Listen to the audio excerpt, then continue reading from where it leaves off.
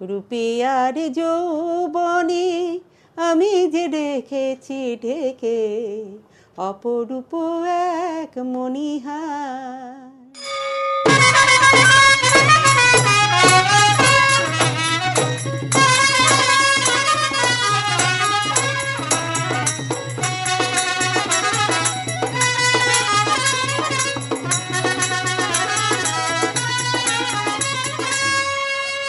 নমস্কার, আমি অভিজিৎ বলছি। ইউটিউব চ্যানেল এবং ফেসবুক পেজে আপনাদেরকে স্বাগত জানাই।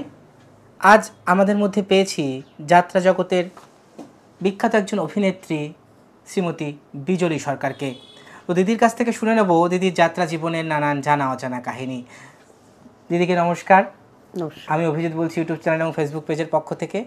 তো প্রথমে আপনার জন্ম, বেড়ে ওঠা এবং ছোটোবেলার কথা দিয়ে শুরু করুন। আমার জন্ম 128 নম্বর অখিল মিস্ত্রি লেন। ওখান থেকে বড় হয়েছি, মানুষ হয়েছি, সব কিছু হয়েছি। ওখান থেকেই আমার পড়াশোনা করা।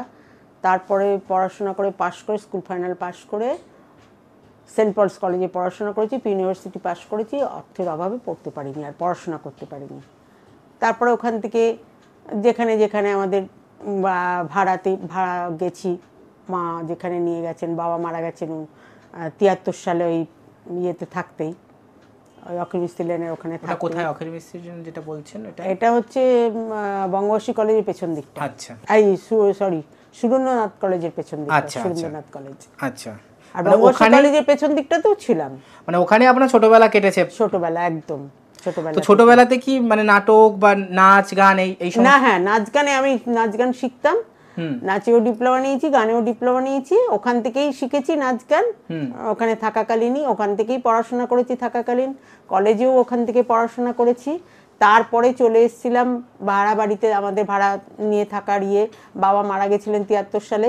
74 সালে আমরা চলে আসি ওই পাকপাড়া হাউজিং স্টেটে। ওইখানে মা ফ্ল্যাট কেনেন, ওইখানেই থাকতাম। ওইখান থেকেই আমি যাত্রাতে ঢুকেছিলাম। আমাকে নিয়ে এসেছিল শান্তি ভট্টাচার্য। তো আপনি নাচ এবং গানে দুটোতেই ডিপ্লোমা নিয়েছেন। গান কার কাছে শিখতেন? আমি স্কুলে শিখতাম, আর্ট ডিসপ্লে। ওই স্কুলেই নাচ গান একদম ডিপ্লোমা করেছেন ওখান থেকে? আচ্ছা, বউবাজারের স্কুল। আচ্ছা, তাহলে তারপরে অভিনয়ের ব্যাপারটা কি করে শুরু হলো? ওই তো অভিনয়ের ব্যাপারটা, আমি তো কাজ করতাম। এবার এই শান্তি ভট্টাচার্য জানতেন আমি নাচ গান জানতাম। তো উনি আমার বাড়িতে যাত্রা অভিনেতা শান্তি ভট্টাচার্য। হ্যাঁ, উনি আমার বাড়িতে সুভাষ মিত্রকে নিয়ে গেছিল। চন্দ্রলোক অপেরা মালিক সুভাষ মিত্রকে নিয়ে গেছিল। তারপরে বললো করার জন্যে। সেদিনকেই আমার মার সঙ্গে কথা বললো, দাদার সঙ্গে কথা বললো। আমার দাদা মা দুজনেই বললো 1300 টাকা মাইনে দেবেন। বললো হ্যাঁ। বলে ওখানে 1300 টাকাটা কি এটা মালিকই অফার করলো নাকি আপনারা? না, মালিক সুভাষ মিত্র। আচ্ছা আচ্ছা আচ্ছা। আমরা কোনো কথা বলি। আর কি জলপানি খোরাকি ব্যাপার ছিল ওসব তো বুঝতাম না। আর রিহার্সালের ট্যাক্সি ভাড়া যাতায়াতের জানতাম না। চন্দ্রলোক অপেরা দিয়ে আপনার যাত্রা জীবন শুরু হলো। তার আগে আপনি কোনোদিন অভিনয় করেননি, সোজাসুজি যাত্রাতেই। তাহলে আপনার ক্ষেত্রে কি মানে নাচ গান জানা এই ব্যাপারটা কি একটু বেশি মানে অ্যাক্টিভ করেছে ব্যাপারটাকে, যে যেহেতু আপনি গান জানতেন, যাত্রার ক্ষেত্রে মেয়েদের গান জানাটা জরুরি? অবশ্যই। তো সেক্ষেত্রে এটা অনেকটা প্রভাবিত করেছে আপনার মানে। আর আমি যখন নিয়ে গেছে আমাকে ইয়েতে, সুভাষ মিত্র আর শান্তি ভট্টাচার্য নিয়ে গেল ওদের ওই ইয়েতে রিহার্সাল হচ্ছিল ওই চিতপুরের ওখানেই 62 নম্বরে রিহার্সাল হচ্ছিল। আমাকে নিয়ে গেল ওখানে। গিয়ে বলছে যে শৈলেশ গৌ নিয়ে গিয়ে বসেছিলেন, ওনাকে বলছে যে দেখো তো কি একটা পেতনি ধরে নিয়ে এসছে, কোথায় নাচ গান জানে বলছে, একটু দেখো গানটা শোনো। গানটা শোনালাম। বললো ঠিক আছে। তারপর বললে মাস্টার দেখো তো কি পেতনি কোথায় নিয়ে এসছে। কথায় কথায় পেতনি বলছে। সুভাষ মিত্রই বলছে? না, ওই শৈলেশ গৌ নিয়ে। ও আচ্ছা আচ্ছা। ওনার কথাবার্তা তো ওই রকমই। আচ্ছা, বুঝতে পেরেছি। প্রথম দিয়েই বুঝতে পেরেছি। যখন ওই খ্যাটাম খুড়ুম করে কথা বলছে তখনই বুঝতে পারছি।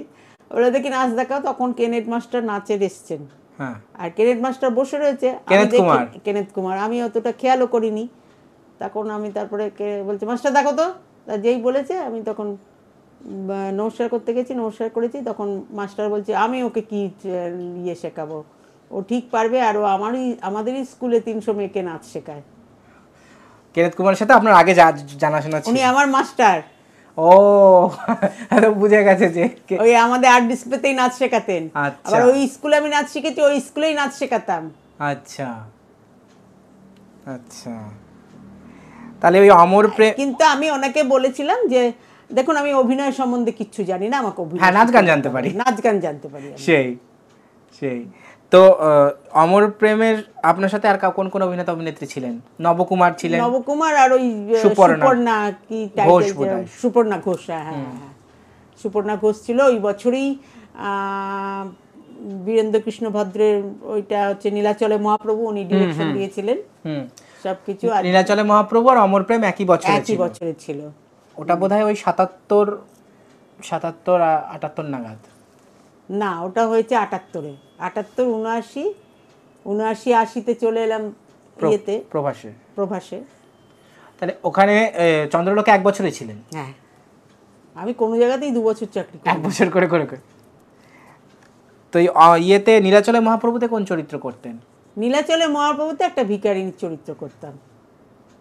আচ্ছা, ওই গানটা শোনার জন্য এখনো মানে সুভাষ মিত্রের বাড়ি বা জয়দেব নায়ক, ওরা তো 3 জন কি মালিক গান ছিল। সেটা? কি গান ছিল ওটা ছিল তুমি যে গো পতিত পাবন, পতিত করো পার, পতিত করো পার, তুমি যে গো পতিত পাবন, দুঃখের বোঝা মাথায় নিয়ে পড়েছিলাম পথের ধারে, নিলে তুমি আপন করে মুছিয়ে ও সুধার, পতিত করো পার, তুমি যে গো পতিত পাবন। বাহ, খুব সুন্দর। মানে সত্যি এখনো কত সুন্দর সুর আপনার গলাতে। বাপরে। হ্যাঁ, অনেক অনেক। তার এখানে সচিমাতা বা বিষ্ণুপ্রিয়া চরিত্রে কে অভিনয় করেন? এখানে সচিমাতা করেছিলেন রীতাদি, রীতা দত্ত। হ্যাঁ, আচ্ছা। আর বিষ্ণুপ্রিয়া করেছিল সুপর্ণা ঘোষ। হ্যাঁ, বিষ্ণুপ্রিয়া সুপর্ণা ঘোষ করে। তারপরে ওখান থেকে প্রভাসে গেলেন, ওখানে সিঁড়ি ফরাত করলেন। মেনকা ব্যানার্জিও ছিল সেখানে। তার প্রভাসে 1 বছর। প্রভাসও 1 বছর। তার প্রভাসের থেকেই অগ্রগামী থেকে। প্রভাস থেকে লোকনাট্য। ও হ্যাঁ, বনপলাশীর পদাবলী, দেবী মালিনী। তাহলে এবার লোকনাট্যে অভিনয় করার কথা বলুন। অশোক কুমার এবং বর্ণালী ব্যানার্জি, তিনু বন্দ্যোপাধ্যায়। হ্যাঁ, তোরা সবাই ভালো। তিনুদা, অশোকদা, তারপরে অনুপদা, বর্ণালী অনুপ কুমার, হ্যাঁ। ওইটা ছোট তপন কুমারও ছিলেন। ওই হ্যাঁ হ্যাঁ হ্যাঁ হ্যাঁ, ছোট তপন কুমার ছিলেন। হ্যাঁ, হ্যাঁ। দেবু মুখার্জি ছিলেন। হ্যাঁ, দেবু মুখার্জি ছিল। ছোট তপন কুমারই আমার হাজবেন্ডের চরিত্র করছিল। আচ্ছা, তপন কুমার বিশ্বাস, ওনার হ্যাঁ হ্যাঁ বিশ্বাস হ্যাঁ। টাইটেল। আর নমিতা বিশ্বাসও ছিল। আচ্ছা। ওর বা ওনার ওয়াইফ নমিতা বিশ্বাস, ওরা ছিল ভালো। টিমটা খুব সুন্দর ছিল। দেবী মালিনী নাকি ভীষণ যশ হতো। দেবী খুব খুব খুব যশ হয়েছিল। আর বর্ণালীদি তো ভীষণ ভয় পেত আমাকে। মানে ভয় পেত মানে কি জানি না ওনার কি, আমি ও নিজে বলতো যে বিজলি আমি না গানও পারি না আর নাচও সেরকম পারি না। হ্যাঁ, কি বর্ণালী ব্যানার্জি ভয় পেত যেহেতু আপনি নাচ গানটা ভালো জানেন। হ্যাঁ, আমি নাচ গানটা ভালো জানি বলে দিদি ভয় পেতেন একটু। আর কিন্তু দিদি উনি ভয় তো কিচ্ছু নেই। কিন্তু উনি তো অভিনয়ে কাজ করে দিয়েছে। অভিনয় কাত মানে বাপরে বাপ, কি দাপুটে অভিনেত্রী ছিলেন। কিন্তু সেই দেবী মালিনীকে আপনি এখন চিনতে পারবেন না। সত্যি আমি এইটা শুনে আমি দেখাবো আপনাকে ছবিটা, আমি দেখাবো, ভিডিওটাও দেখাবো, আপনি দিদি চিনতে পারবেন না। দিদি আমি যখন ওই বাড়িতে থাকতাম, ওই বাড়িতেও এসছে, ওই বিটি রোডের ওপরে এই বাড়িতেও আমার এসছে দিদি। সেই তো ওই দেবী মালিনীতে আপনাদের ভীষণ যশ হয়েছে এবং একটা দুর্ঘটনাও ঘটলো দেবী মালিনীর বছর। অ্যাক্সিডেন্ট হলো, সমীর লাহিড়ী মারা গেল। হ্যাঁ, এই আর দিদির চোখ ঝুলে পড়লো, তিনু বন্দ্যোপাধ্যায়ের এখান দিয়ে গেল। একমাত্র গাড়ি হয়তো অশোক কুমারও ছিলেন, কিন্তু অশোক কুমারের একটু টাচ পর্যন্ত লাগেনি কোনো শরীরে। ওইটাই হচ্ছে মানে ওনাকে ঈশ্বর মঙ্গল, মানে ঈশ্বর ওনাকে রক্ষা করেছে, নিয়তির ফাড়া থেকে বেঁচে গেছে। ওরে বাবা, অনুপদা 2টো হাত ভেঙেছিল। আর সে এক বিভৎস জিনিস গেছে একদম। সে আমাদের যাত্রার আরম্ভ। তাহলে ওই ঘটনাটার পরে তাহলে দল কিভাবে ব্যাপারটা ইয়ে করলো, নাকি তো শো তো বন্ধ হয়ে গেল? শো বন্ধ হয়ে গেছিল সে বছরে লোকনাট্য আর করতে পারলো না। তারপরের বছরেই তো ইয়ে করলো ওই গান্ধারী জননী, তারপরের বছরেই। তখন তো বর্ণালী ব্যানার্জি অফ হয়ে গেল। হ্যাঁ, বর্ণালী দি ওইখান থেকেই চলে গেল প্রভাসে। না, চন্দ্রলোকে। প্রবাসে, তারপরে চন্দ্রলোকে গেছে। প্রবাসে গেছিল আগে। আচ্ছা, তো আপনি লোকনাট্য থেকে 1 বছরই করলেন। 1 বছর করে তারপর আপনি ওখান থেকে কোথায় গেলেন? ইয়েতে আবার অফ। আপনার অফ গেল? আমি অফ ওই 1 বছর করে করি আর 1 বছর করে অফ যেত, কেন প্রেগনেন্ট হয়ে যেত। তার আগে আপনার 80 সালে বিয়ে হয়েছে, আর তখন ওই বাচ্চা হওয়ার জন্য ওই সময়টা অফ। দিয়ে আবার প্রেগনেন্ট হতাম তখনই অফ। দিয়ে আবার 85 সালে আবার অগবিষ্ণুপ্রিয়াতে এলেন। অগ্রগামিতে না, ওইটার পরে হ্যাঁ অগবিষ্ণুপ্রিয়াতে আপনি আবার যাত্রায় যান। হ্যাঁ, তারপরে অগ্রগামীতে আর কয়েক করেছেন তারপরে, নাকি আবার অগ্রগামীতে 1 বছর? না না, অগ্রগামীতে নয়, হ্যাঁ অগ্রগামীতেই। অগ্রগামীতেই তো। অগ্রগামীতে, হ্যাঁ অগ্রগামীর পরে হচ্ছে। অগ্রগামীতে কোন কোন ইয়েতে করেছিলেন? ওই তো বন্দিনী কমলা, অগবিষ্ণুপ্রিয়া আর অগবিষ্ণুপ্রিয়া। আর তারপরে গেছি হচ্ছে অগ্রগামীর পরে জনতা অপেরা গেছিলাম। আচ্ছা, লক্ষ্মীর পদচিহ্ন, ওই বেলা ও হ্যাঁ, তো তখন লক্ষ্মীর পদচিহ্ন 1 বছরে। হ্যাঁ, লক্ষ্মীর পদচিহ্ন, তারপরে মেয়ে নয় মনসা এইসব পালাতে ছিলেন না, না শুধু লক্ষ্মীর পদচিহ্নতে ছিলেন। লক্ষ্মীর পদচিহ্ন। আমি কোনো দলে একসঙ্গে 2 বছর পর পর চাকরি করিনি, কোনো দলে না। হ্যাঁ ঘুরে গেছি, ঘুরে যাইনি যখন মালিকের দরকার হয়েছে লোকনাথ, কিন্তু রিপিট হয়নি আপনার? না, আমি কোনো দলে আমি 2 বছর চাকরি করিনি। আচ্ছা, আর তারপরে ওইটার পরে জনতার পরে এলাম রানারে, ইন্দ্রলাহিড়ী, আমি পুত্রহারা কান্না। রানারে কি আপনার সাথে মেনকা ব্যানার্জিও ছিলেন? না, ওই প্রভাসে ছিলেন। প্রভাসে ছিল। আচ্ছা, রানার যাত্রা ইউনিট অরুণ মুখার্জি মানে বকাই। হ্যাঁ, তখন বকাই বেরিয়ে গেছে, আমরা ঢুকলাম আমি আর। আচ্ছা, ওই রানার যাত্রা ইউনিটে নাকি প্রথমে রানার এসে গান গাইতো, ওরকম একটা দৃশ্য, সেটা কি আপনি তখন হতো? রানার এসে গান গাইতো না, ওই যে রানার চলেছে চুমঝুম ঘন্টা বাজতে রাতে, ওই গানটাই বাজাতো, আর কিছুই না। আচ্ছা, মানে যেহেতু রানার নামে দল, ওই জন্য প্রতিটাতে রানারের একটা ইয়ে থাকতো। হ্যাঁ, আর কিছুই না। তো এই যখন অগ্রগামীতে কাজ করছেন সেই সময় অগ্রগামী একটা বিশাল স্টার কাস্ট, এবং তার মধ্যমণি বীণা দাশগুপ্তা। তো নির্দেশক হিসাবে বীণা দাশগুপ্তাকে পেয়েছেন, অভিনেত্রী হিসেবেও পেয়েছেন। তো কেমন দেখেছেন বীণা দাশগুপ্তার অভিনয়, বা ওনার ডিরেকশন কিভাবে পেয়েছেন, কিভাবে শেখাতেন আপনি? ওনার ডিরেকশন খুব ভালো, মিথ্যে কথা বলবো না। আর যতটুকুনি শিখেছেন আমার মনে হলো একদম পুরো অরুণ দাশগুপ্ত বসানো দিন। হ্যাঁ, সে তো অবশ্যই, একদম পুরো। আর বোঝাতেন খুব ভালো,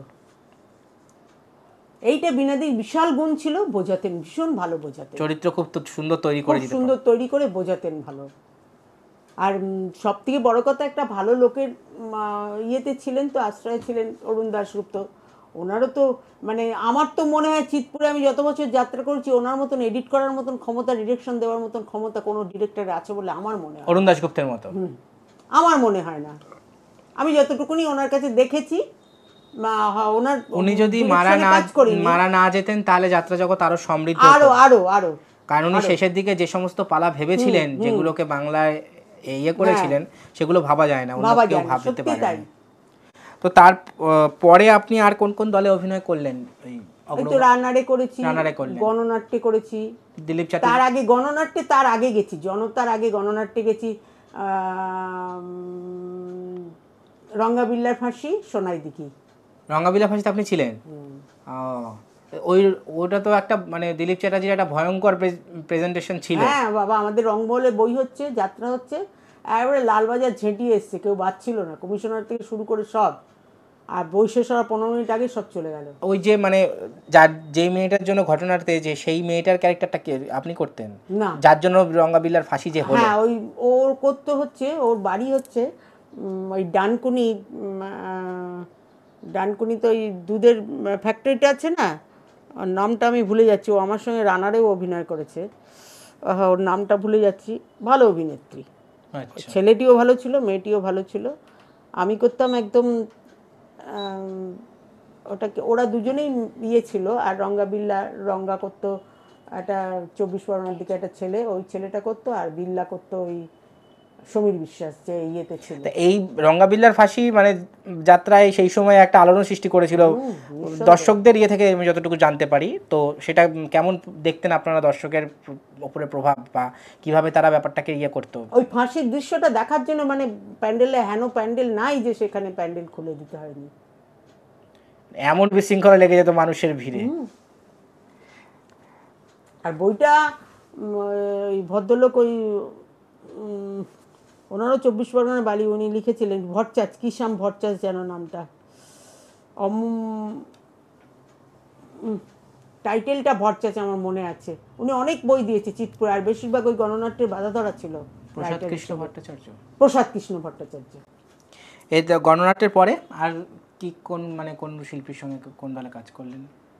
গণনাট্যের পরে করেছি গীতাঞ্জলি করেছি,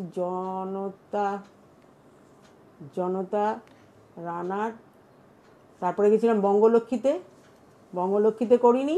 ওই বঙ্গলক্ষ্মীর প্রথম দিকেই মালিকের সঙ্গে গন্ডগোল হলো। হ্যাঁ, আপনি বলছিলেন যে আপনি জ্যোৎস্না দত্তের দলে কাজ করেছেন, তো মালিক হিসেবে জ্যোৎস্না দত্তকে কিরকম দেখেছেন? দল মালিক হিসেবে ভালো ছিলেন উনি, খুবই ভালো ছিলেন। কোনো শিল্পীর কোনো ত্রুটি রাখতো না, কোনো পোশাকের বলতে ত্রুটি রাখতেন না, সবার দিকে সমান নজর ছিল, কারো প্রতি কোনোদিনও একটু খারাপ ব্যবহার করেনি। কেউ যদি সিনে হাততালি পেত, সেই সিনে যদি একটা দিন হাততালি না পেত সেই শিল্পীটা, তার জন্য নিজের মাথায় নিজে বাড়ি মারতো, নিজের চুল নিজে ছিঁড়ত, এত অভিনয়কে ভালোবাসতেন। তার মানে প্রতিটা শিল্পী কলাকুশলীকে আগলে রাখতেন একদম একদম পুরো। ওখানে 1 বছরই কাজ করেছেন? 1 বছর। কি বই ছিল সেবারে? ওই তো নাগিনী বিমাতা আর পাগলি ডাক্তার। আচ্ছা, পাগলি ডাক্তার তো তার আগে হয়ে গেছিল চন্দ্র, সেটা আবার রিপিট ছিল। হ্যাঁ, এটা রিপিট ছিল। ওই দিদি যখন চন্দ্র, নাগিনী বিমাতায় আপনি ওইটা ওই পাতালের নাগলোকের ওপর গল্প, কদ্রু মাতা কদ্রুর, তো ওখানে আপনি কোন চরিত্র করতেন? চরিত্র নামটা মনে নেই আমার, ব্রততী। আচ্ছা, তো যাত্রা সম্রাজ্ঞী জ্যোৎস্না দত্তের অভিনয় যে আপনার সামনে থেকে দেখেছেন বা দর্শকের রিয়াকশন, সে ব্যাপারে যদি কিছু বলেন, মানে কীরকম?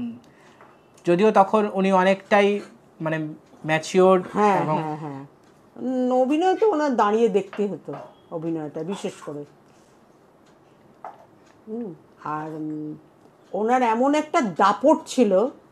নাগিনী বিমাতা আমাদের প্রায় শুনেছি, আমি তো পরে শেষের দিকে গেছি, আমি তখন বঙ্গলোকে সাইন করে বঙ্গলোকে চাকরি করলাম না, চলে গেলাম ওখানে, বঙ্গলোকই ছাড়িয়ে দিল। হ্যাঁ, আর ওরাই ছেড়ে দিয়েছিল আমাকে। তারপরে তখনই সঙ্গে সঙ্গে ওই জ্যোৎস্না দত্ত ডেকে নিল, বললো বিজলি সরকারকে ডাকো, আমার দলে সাইন করাও। আমি সাইন করলাম, গেলাম। ওদের শুনেছি 84 দিন ধরে নাগিনী বিমাতা রিহার্সাল হয়েছে। আমি তো অল্প 1 সপ্তাহের ভেতর গিয়ে 2টো বই একসঙ্গে তুলেছি, 1 সপ্তাহের ভেতরে। কিন্তু ওনার ইয়েটা খুব ভালো ছিল, সেটা হচ্ছে যে, তো উনি আমাকে অনেক হেল্প করেছেন, দেখিয়েছেন। তারপরে জ্যোৎস্না দত্তের ওখানে যখন গেলেন, মানে উনি তো দলটা শুরু করেছিলেন খুব মানে ইয়ের সঙ্গেই, কিন্তু লাস্ট অবধি ব্যাপারটা আর থাকলো না এবং ওই দলই ওনাকে শেষ করে দিল। সত্যি তাই। তারপরে ওই জ্যোৎস্না দত্ত একদিন ওই একটা আমাদের রানাঘাট প্যান্ডেলে, বড় প্যান্ডেল, সেখানে যাত্রা হচ্ছে, বইটা মুখস্থ হয়নি, মানে একটা করে সিন লিখে না, বইটা অনেক দিন থেকে রিহার্সাল হতে হতে এই সিনটা পাল্টাচ্ছে, ওই সিনটা পাল্টাচ্ছে, এই করে কোঅর্ডিনেশন একটা গ্যাপ থেকে যাচ্ছে। কিন্তু রিহার্সাল রোজই চলছিল।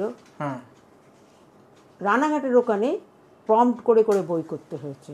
আচ্ছা, তো দর্শক থেকে বলছে, হ্যাঁ প্রম্পট শুনবো না, যাত্রা দেখবো, জ্যোৎস্না দত্ত সিনের ভেতর দাঁড়িয়ে বলেছিল, প্রম্পট চলবে, যাত্রাও চলবে, আমি প্রম্পট না শুনে যাত্রা করতে পারবো না। আপনারা তো জানেন না তো আমরা কি করে রিহার্সাল দিয়ে বইটাকে রেডি করাই। ওনার কিন্তু কোনো দোষ ছিল না জ্যোৎস্না দত্ত। প্রত্যেকটা পাবলিক তারপরে চুপচাপ বসে বইটা শুনলো। কে বলেছে সেটা তো দেখতে হবে, এত দাপট ছিল সেই। তো তারপরে আর কোন দলে আপনি অভিনয় করলেন? তারপরে আপনি জনতাতে বেলা সরকারের সঙ্গেও কাজ করেছেন। তো বেলা সরকারের সঙ্গে কাজ করার অভিজ্ঞতা, ওই লক্ষ্মীর পদচিহ্নে কোন চরিত্রে অভিনয় করেছিলেন? ওখানেও পদ্ম, ওই তো ওই ইয়েটা পেয়েছিলাম, অ্যাওয়ার্ডটা। আচ্ছা, লক্ষ্মীর পদচিহ্ন সরকারি পুরস্কার। ওটা কি দিশারি? দিদি, হ্যাঁ এটা দিশারি, আর দিদি পেল পশ্চিমবঙ্গ পুরস্কার, আমি পেলাম দিশারি পুরস্কার। বেলা সরকার যাত্রা উৎসবে মানে সেরা অভিনেত্রীর পুরস্কার পেয়েছিলেন ওটাতে নাকি? হ্যাঁ, আর আপনি দিশারি পুরস্কার। তাহলে বীণা দাশগুপ্ত, বেলা সরকার, জ্যোৎস্না দত্ত, এই 3 কিংবদন্তি অভিনেত্রীর সঙ্গে আপনি আমি কাজ অভিনয় করেছেন। করেছি, হ্যাঁ, হ্যাঁ, এবং বর্ণালী ব্যানার্জি হ্যাঁ। এবং বর্ণালী ব্যানার্জি, মানে যাত্রায় এই 4 ঘরানার 4 অভিনেত্রী। তারপর শেষের দিকে আর কোন কোন? প্রত্যেকেই ভালোবাসতো আমাকে, প্রত্যেকেই ভালোবাসতো। আর আমি খুব, এবং এরা নিজেদের অভিনয় ঘরানায় সেরা, হ্যাঁ, এদের নিঃসন্দেহে কারোর সাথে কারোর তুলনা চলে না। বর্ণালী ব্যানার্জিও যা যা অভিনয় করে গেছে সেই অভিনয় ধারে কাছে কেউ যেতে পারবে না। বীণা দাশগুপ্তাও তাই, বেলা সরকার, জ্যোৎস্না দত্ত সবাই। তো তারপরে আর 90 দশকের আর কোন কোন দলে অভিনয় করলেন? গণনাট্যে করলেন, রঙ্গাবিলার ফাঁসি করলেন, তারপরে আর? আবার গণনাট্যে গেছিলাম। আবার গণনাট্যে গেছিলেন, মানে রঙ্গাবিলা ফাঁসির পরে? রঙ্গাবিল্লা ফাঁসির অনেক পরে আবার গণনাট্যে গেছি। তখন কি দিলীপ চ্যাটার্জি আছেন? না, তখন দিলীপ চ্যাটার্জি, ওই সেলাম দিল্লির মসনদ। ও, তখন দুজনে একসঙ্গে, তখন আবার ওখানে গেলেন। তারপরে আবার ওখান থেকে বেরিয়ে আবার লোকনাট্যে, পঞ্চপ্রিয়া পাঞ্চালী। ও, মহুয়া ভট্টাচার্য ছিল। হ্যাঁ, মহুয়া দ্রৌপদী পাঞ্চালী। করেছিলেন। আর আমি ওখানে সুভদ্রা করেছিলাম। আচ্ছা, আর ওটাতে তো আপনাদের সাথে নিরঞ্জন ঘোষও ছিল। হ্যাঁ, আর একজন বড় অভিনেতা নিরঞ্জন ঘোষ। তাহলে আপনি অনেক বড় অভিনেতা অভিনেত্রীর সঙ্গে কাজ করেছেন। নিরঞ্জন দা ছিল, গৌতম দা ছিল। হ্যাঁ, গৌতম সাধুকা। হ্যাঁ, গৌতম সাধুকা। তাহলে বড় বড় অভিনেতা অভিনেত্রীর সঙ্গে আপনি কাজ করেছেন। তো দিলীপ চ্যাটার্জির সঙ্গে রঙ্গাবিলার ফাঁসিতে দিলীপ চ্যাটার্জির ব্যাপারে যদি কিছু বলেন, ওনার মানে ডিরেকশনের ব্যাপারে? ভালো, ওনার ডিরেকশন সব কিছু ভালো। ওনার ওই রঙ্গাবিলার ফাঁসির বছরে সোনাই দিঘিও চলতো, যেহেতু দিলীপ চ্যাটার্জির দল। তো আপনি সেটাতে কি সোনাই করতেন? সোনাই করতাম। আচ্ছা, তো সোনাই দিঘির কোনো গান কি মনে আছে? মনে নেই না? আমি তো বিনা জ্যোৎস্না দত্তর কাছে গিয়ে গিয়ে গান তুলতাম। জ্যোৎস্না দত্তর কাছে গান শিখেছেন সেরকম কোনো গান? না, শিখেছি সেরকম কোনো গান নেই। শুধু ওই সোনাই দিঘির সময় যেতাম, মার কাছে গিয়ে জিজ্ঞেস করতাম, মা এই গানটা বলো, মা এই গানটা বলো, এইটা বলো। মাই তুলে দিত, এরকম করে কর, এরকম করে কর। মা তুলে দিত ওখানে ওনার বাড়িতে, ওই হেদুয়ার বাড়িতে যেতাম, হেদুয়ার বাড়িতে বসে তুলে দিত, খালি গলাতেই গাইতেন। অভিনয় বা ডায়লগ কিছু দেখিয়ে দেওয়া সেই? না, সেটা যা দিলীপ চ্যাটার্জি দা দেখিয়েছে তাই। আচ্ছা, তোমার বাড়ি কোন দিকে গো, সেই ওই সব ডায়লগগুলো এখন আর অত মনে নেই। আচ্ছা, তো কোনো ডায়লগ, মানে কোনো যাত্রার কোনো ডায়লগ আপনার মনে মনে নেই, মানে যদি সম্ভব হয়? এখন আর অত মনে নেই একদম। ওই কি জানো বাবু,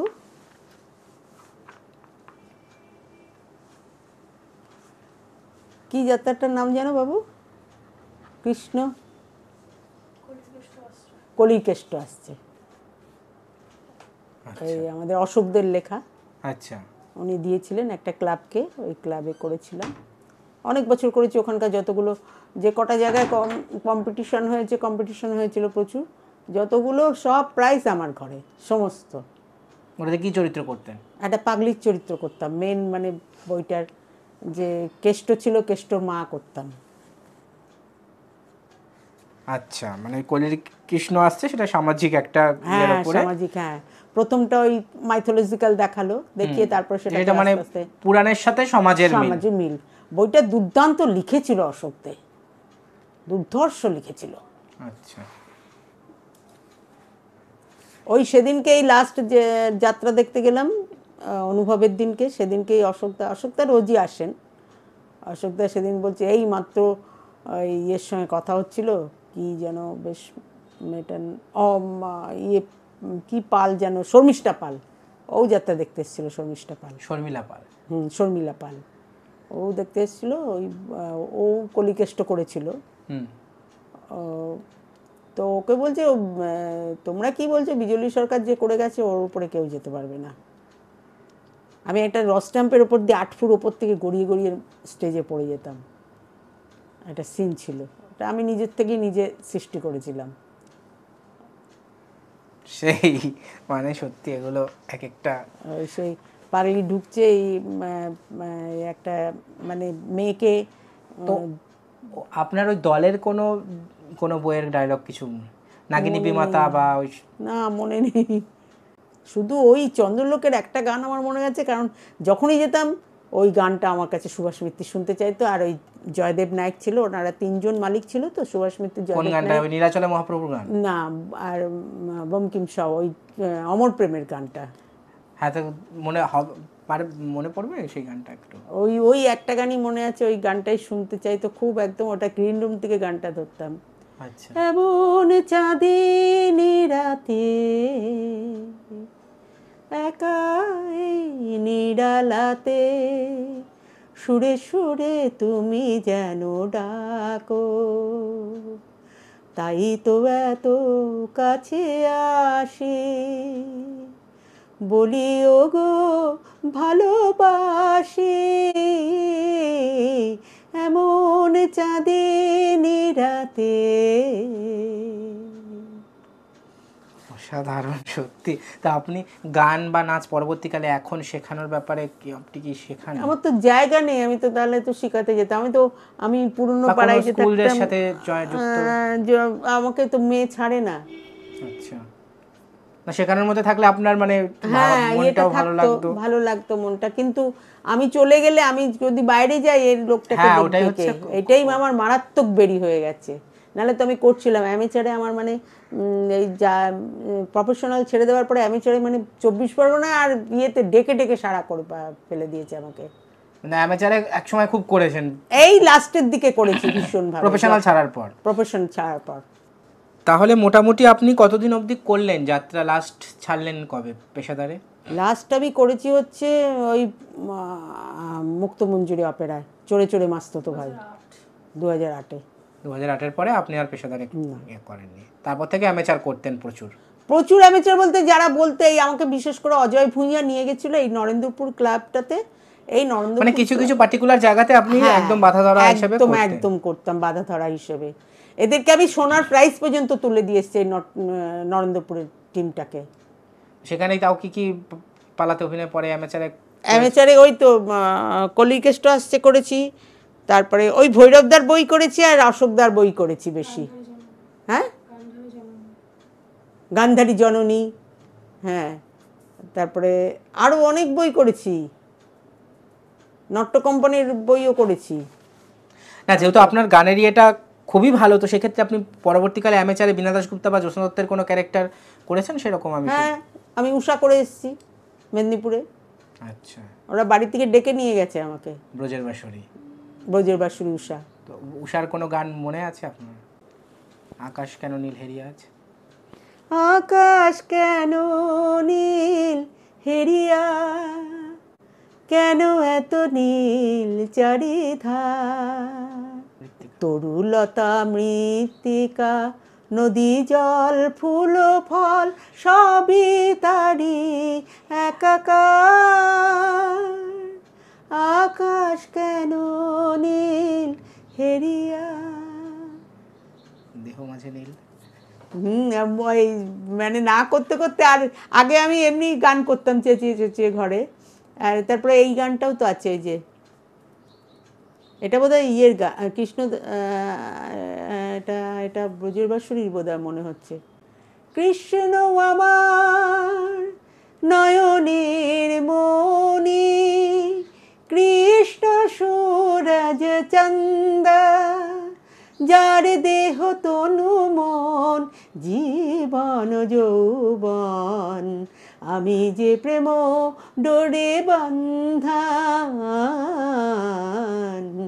আমি যে প্রেম ডোরে বন্ধা, কৃষ্ণ তিয়াস কৃষ্ণ পিয়াস, হেরি সুখ চন্দন মুরলি তিয়াস, কেটেছে আমার সবেরি আশা, হেরি প্রিয়া মুখ চন্দন,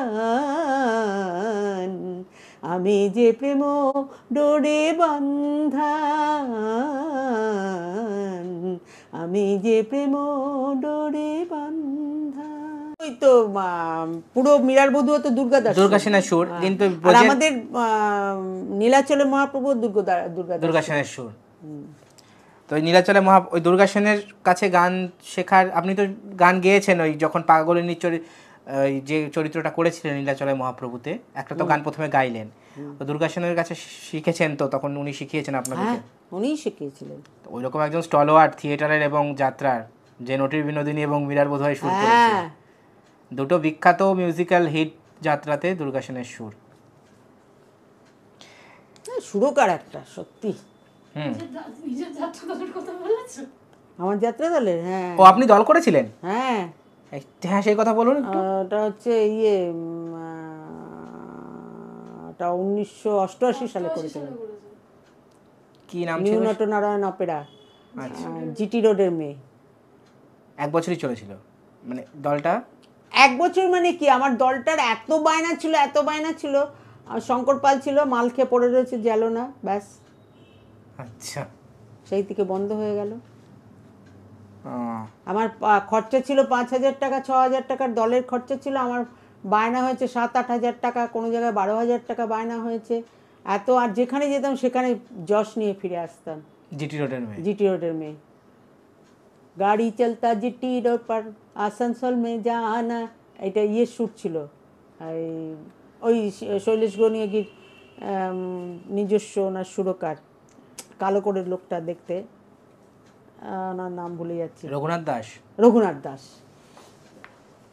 গাড়ি চলতা জিটি রোড पर আসানসোল মে জানা, গাড়ি মে হ্যায় বুদ্ধা। ওটা কি ওই মানে কলিয়ারি বেল্টের ওপরে কোনো গল্পটা আপনার? হ্যাঁ, ওই ইয়ের ওপরে গল্পটা ছিল। তাহলে তো সেটা ওইদিকে ভালো খুব ভালো পেয়েছিল। একটা ইয়েতে 7 মাইলে আমাদের যাত্রা নিয়ে গেছিল, আসানসোলের ওদিকে 7 মাইল আমাদের যাত্রাটাকে বায়না করে নিয়ে গেছিল। ওখানে আমাদের বায়না ছিল 8,000 টাকায়, সে বিক্রি করেছে ওরা 65,000 টাকা লাভ করেছে। বাপরে, তো বিশাল লাভ। একেবারে মানে বাড়িতে তখনকার 88 সালে। আর ইয়েতে গ্রিন রুমে মিষ্টির ছড়াছড়ি একদম। আপনি যে সময় যাত্রায় এসেছেন সেই সময়ও তো আসাম কাছাড়ে শো হচ্ছে ওই ওই প্রথম দিকটাতে। তো হ্যাঁ, আমি ওখানে গেছি ইয়ের সঙ্গে, দিলীপ চ্যাটার্জির সঙ্গে। ওইদিকে গেছেন, ওইখানে দিলীপ চ্যাটার্জির কিরকম ক্রেজ দেখেছেন? ওরে বাবা, একদম দিলীপ চ্যাটার্জির প্রচন্ড ক্রেজ। আর মানে সোনাই দিঘি তো ওখানে মানে কি বলবো, যে অতবার এরা সোনাই দিঘি দেখেছে তাও কিন্তু আসামটা পুরনো হয়নি, যে নতুন সোনাই দেখছে তাও কোনো ভ্রুক্ষেপ নেই। দিলীপ চ্যাটার্জিকে তো দেখছে,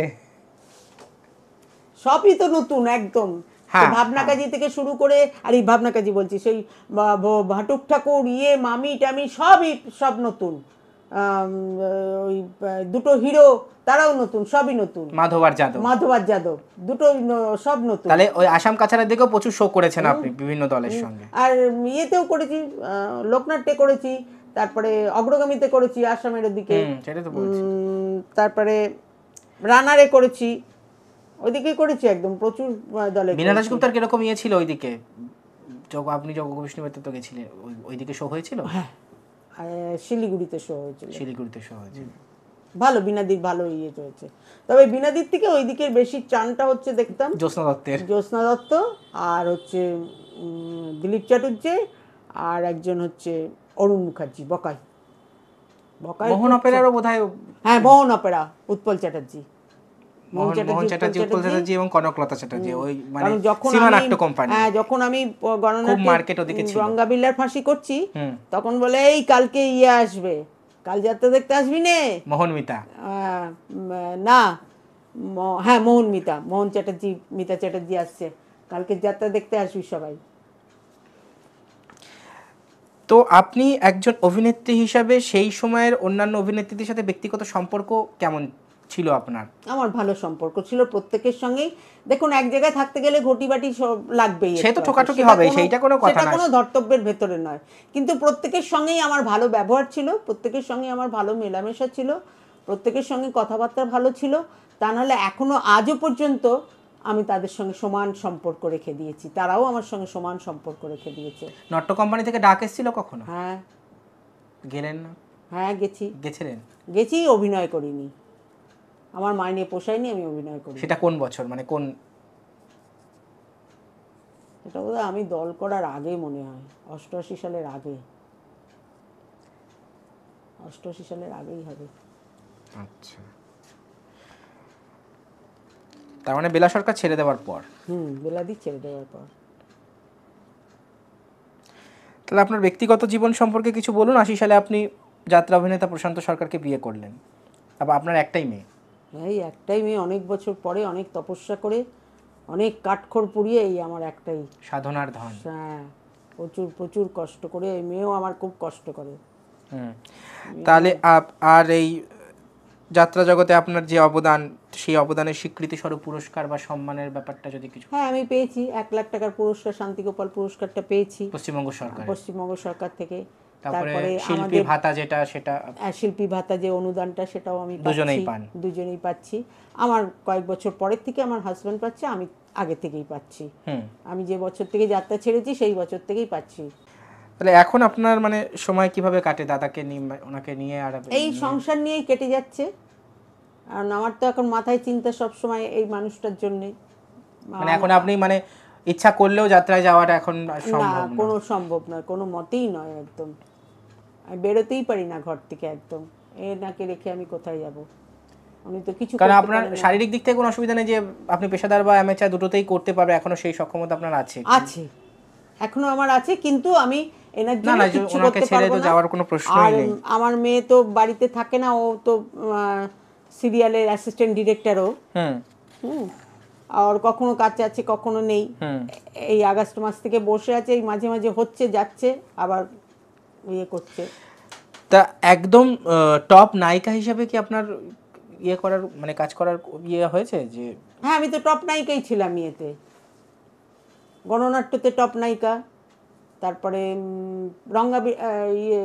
রানারে টপ নায়িকা, তারপরে যে ছেড়ে দিল, ওই নামটা কি বলে, বঙ্গলোক যে ছেড়ে দিল, বঙ্গলোকের টপ নায়িকা, জনতায় সেকেন্ড ছিলাম, আর লোকনাট্যেও সেকেন্ড লিড ছিলেন।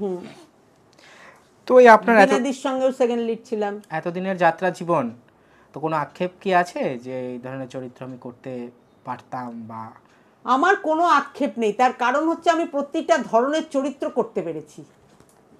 আমাকে যেরকম তার মানে আপনি আপনার অভিনয়ের ক্ষমতাটা দেখিয়ে দিয়েছেন দর্শকদের, যা করেছেন তাতে আপনার আমি নিজে সন্তুষ্ট একদম।